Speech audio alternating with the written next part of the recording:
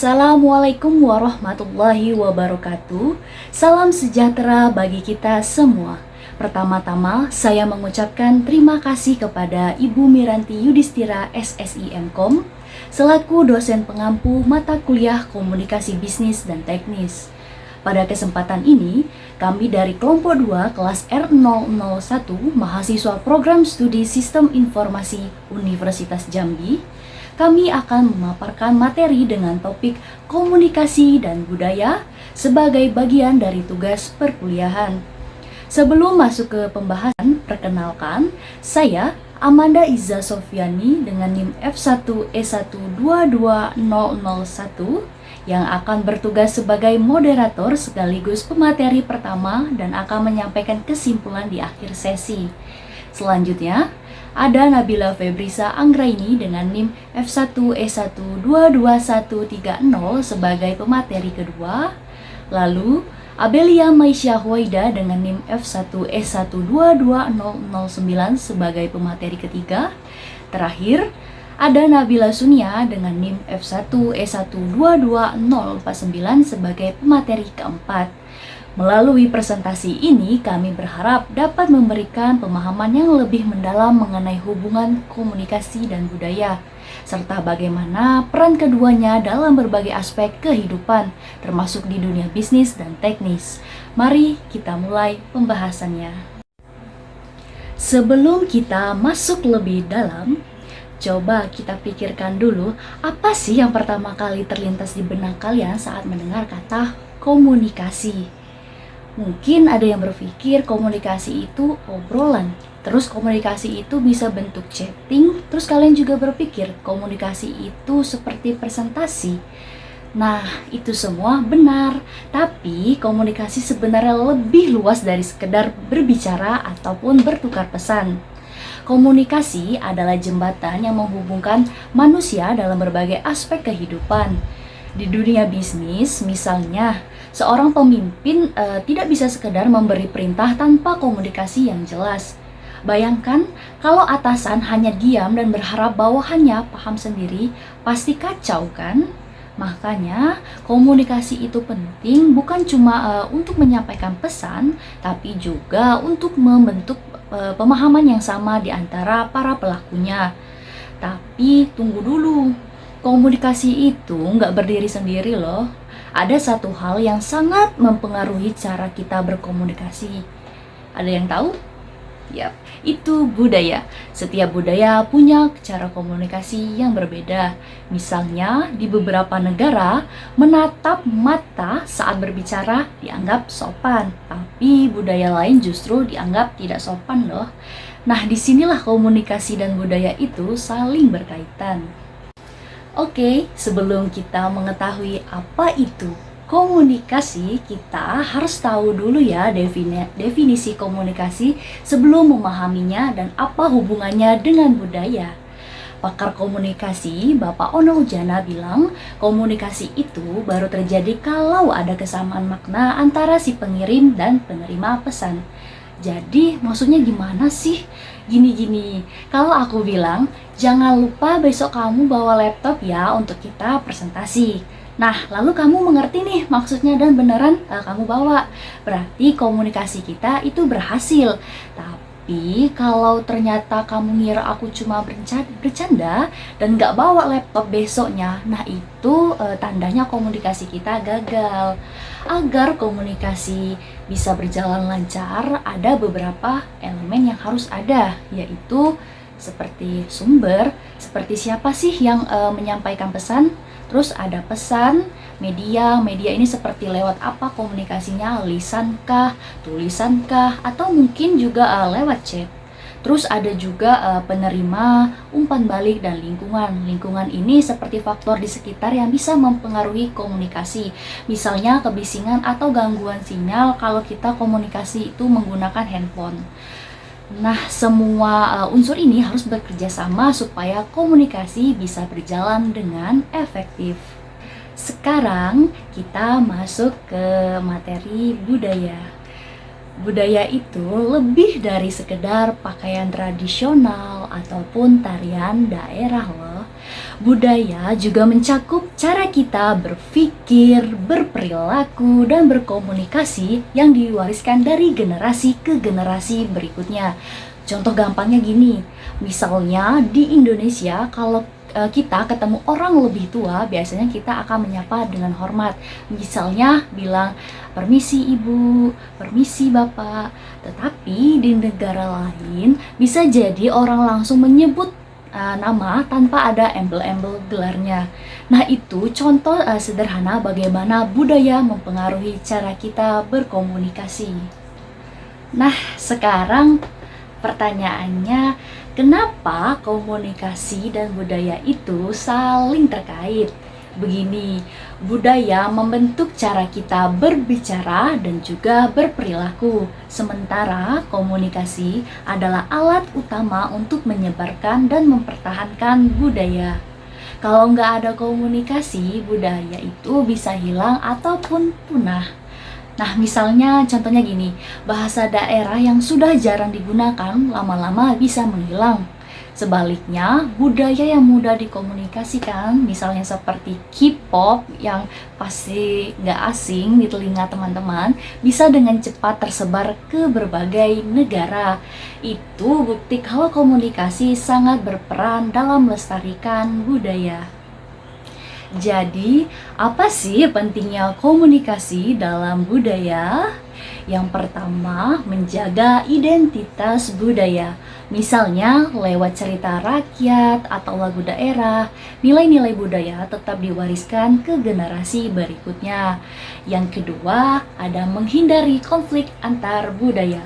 Salah paham karena perbedaan budaya sering terjadi. Misalnya, di beberapa negara memberi hadiah dengan tangan kiri dianggap kurang sopan. Dengan memahami perbedaan ini, kita bisa lebih menghargai satu sama lain. Yang ketiga, mempererat hubungan sosial. Dan yang keempat, mempermudah adaptasi di era globalisasi. Jadi, komunikasi bukan sekedar berbicara, melainkan juga sarana utama dalam mempertahankan, menyebarluaskan, dan bahkan membentuk budaya. Semakin kita memahami komunikasi dan budaya, semakin baik kita berinteraksi dengan orang lain, baik dalam kehidupan sehari-hari maupun dalam dunia kerja, bisnis, dan lain sebagainya. Baiklah, di sini saya sebagai presentator kedua akan menjelaskan mengenai definisi komunikasi antar budaya. Komunikasi antar budaya adalah komunikasi yang dilakukan oleh dua orang atau lebih yang memiliki latar belakang kebudayaan yang berbeda. Kemudian, menurut pakar Aloliweri 2013 mengungkapkan bahwa komunikasi antar budaya adalah komunikasi antar pribadi yang dilakukan oleh mereka yang memiliki latar belakang kebudayaan yang berbeda. Kemudian, apa sih perbedaan komunikasi antar budaya dengan komunikasi lintas budaya? Perbedaan ini dibagi menjadi dua juga. Yang pertama, komunikasi antar budaya, yaitu komunikasi antara pribadi-pribadi yang dilakukan oleh pribadi dalam suku bangsa yang sama. Sedangkan komunikasi lintas budaya adalah komunikasi antara individu maupun kelompok suku bangsa dan ras yang berbeda negara. Karena pastinya berbeda negara pasti beda kebudayaan juga. Yang perbedaan yang kedua yaitu komunikasi antar budaya menekankan interaksi yang terjadi antara pribadi yang berbeda latar belakang kebudayaan. Sedangkan komunikasi lintas budaya menekankan perbandingan kebudayaan. Kemudian ada pengaruh budaya dalam komunikasi.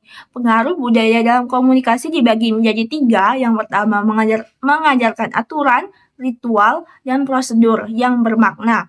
Budaya menetapkan pedoman perilaku yang dianggap sesuai dalam konteks sosial tertentu. Aturan, ritual, dan prosedur ini memberikan struktur dan makna dalam interaksi sehari-hari, memastikan bahwa setiap individu memahami ekspresi dan norma yang berlaku dalam masyarakat mereka. Yang kedua, ada memperkuat nilai-nilai. Melalui berbagai praktik dalam tradisi, budaya menanamkan dan memperkuat nilai-nilai inti yang dianut oleh masyarakat. Nilai-nilai ini mempengaruhi cara individu berkomunikasi, termasuk cara mengekspresikan diri, menunjukkan rasa hormat, dan berinteraksi dengan orang lain. Yang ketiga, ada mengajarkan hubungan dengan individu lain. Budaya membentuk cara individu memahami dan menjalin hubungan dengan orang lain. Ini mencakup pemahaman hierarki sosial, peran gender, dan dinamika kelompok, yang semuanya mempengaruhi pola komunikasi dan interaksi sosial. Baiklah, materi selanjutnya akan disampaikan oleh presentator berikutnya. Selanjutnya, prinsip komunikasi dan budaya. Relativitas bahasa. Gagasan umum bahwa bahasa mempengaruhi pemikiran dan perilaku paling banyak disuarakan oleh para antropologis linguistik. Pada akhir tahun 1920-an dan di sepanjang tahun 1930-an, dirumuskan bahwa karakteristik bahasa mempengaruhi proses kognitif kita. Dan karena bahasa-bahasa di dunia sangat berbeda dalam hal karakteristik, semantik, dan strukturnya, tampaknya masuk akal untuk mengatakan bahwa orang yang menggunakan bahasa yang berbeda juga akan berbeda dalam cara mereka memandang dan berpikir tentang dunia. Bahasa sebagai cermin budaya. Bahasa mencerminkan budaya. Semakin besar perbedaan budaya, makin perbedaan komunikasi baik dalam bahasa maupun isyarat-isyarat nonverbal semakin berbeda pula. Semakin besar perbedaan antar budaya, makin sulit komunikasi dilakukan.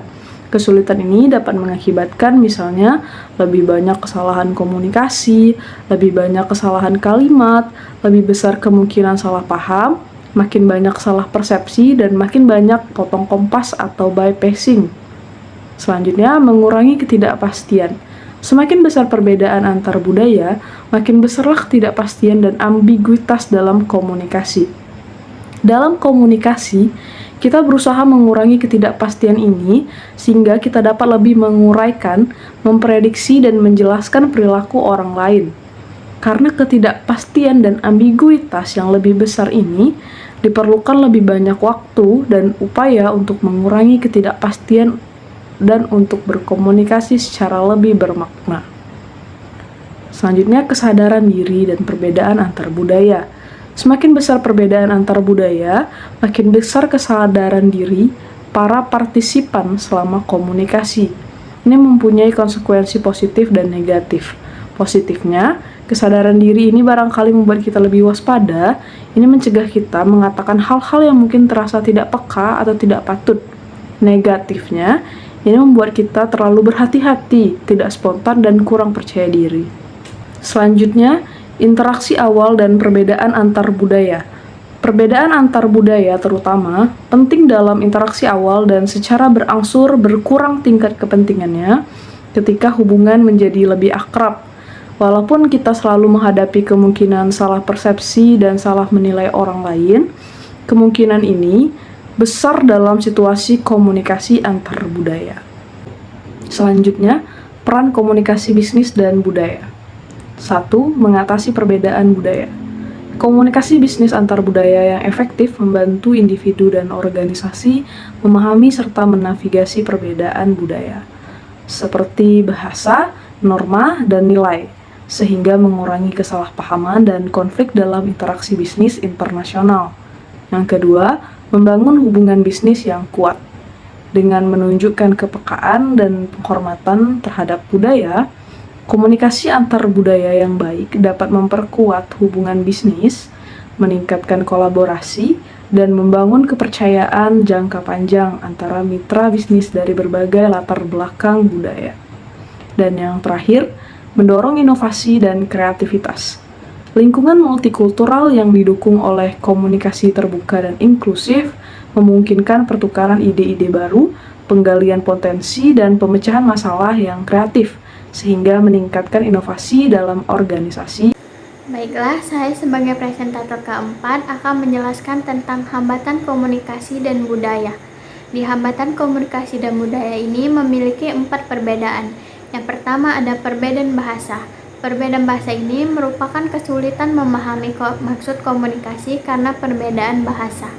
Yang kedua, perbedaan adat istiadat. Perbedaan ini merupakan perbedaan norma dan nilai budaya dapat menyebabkan kebingungan. Yang ketiga, perbedaan nilai-nilai. Perbedaan nilai-nilai ini merupakan keyakinan dan prinsip yang berbeda dapat memengaruhi persepsi dan interpretasi. Yang keempat, perbedaan norma sosial. Perbedaan norma sosial ini merupakan aturan sosial yang berbeda bisa menimbulkan konflik dalam komunikasi. Lalu, bagaimana cara mengatasi hambatan? Yang pertama, peningkatan kesadaran diri budaya. Peningkatan ini dengan cara mengenali bias budaya sendiri untuk menyesuaikan komunikasi. Yang kedua, pendidikan dan pelatihan antar budaya. Pendidikan dan pelatihan ini dengan cara mempelajari etika, bahasa, dan standar komunikasi budaya lain. Yang ketiga, keterbukaan dan toleransi. Keterbukaan dan toleransi ini dengan cara menghormati dan menghargai perbedaan budaya untuk komunikasi yang efektif. Selanjutnya ada contoh praktik komunikasi dan budaya dalam pemerintah Indonesia. Studi kasus dari analisis budaya komunikasi pada organisasi pemerintah. Aditama S. 2016. Analisis budaya komunikasi pada organisasi pemerintah. Info Arta 378-89. Dalam pemerintahan Indonesia, komunikasi lintas budaya memainkan peran penting dalam menjalankan tugas administratif dan memastikan efektivitas kerjasama antar instansi. Sebagai negara yang memiliki keberagaman suku, bahasa, dan adat istiadat, pemerintah menerapkan nilai kolektivisme dalam budaya komunikasinya. Hal ini tercermin dalam musyawarah untuk mufakat yang digunakan dalam pengambilan keputusan serta dalam hierarki komunikasi, di mana pejabat bawahan menghormati dan mengikuti arahan dari atasan. Rapat Koordinasi Nasional atau Rakornas menjadi salah satu contoh nyata bagaimana komunikasi lintas budaya diterapkan, di mana pejabat dari berbagai daerah berkumpul untuk menyepakati kebijakan nasional dengan tetap mengedepankan komunikasi formal dan inklusif. Selain itu, penggunaan bahasa Indonesia sebagai bahasa resmi dalam komunikasi pemerintahan menjadi strategi utama dalam mengatasi perbedaan bahasa daerah yang digunakan oleh pejabat dari berbagai wilayah. Pemerintah juga menerapkan komunikasi berbasis koordinasi dalam program kerja sama antar kementerian dan lembaga, di mana setiap instansi memiliki tugas yang jelas namun tetap menekankan kerjasama tim. Dengan adanya komunikasi yang berbasis kolektivisme ini, pemerintah dapat memastikan kelancaran penyusunan dan implementasi kebijakan, menjaga stabilitas administratif, serta membangun keharmonisan dalam birokrasi di tengah keberagaman budaya yang ada di Indonesia. Selanjutnya akan saya serahkan kepada moderator.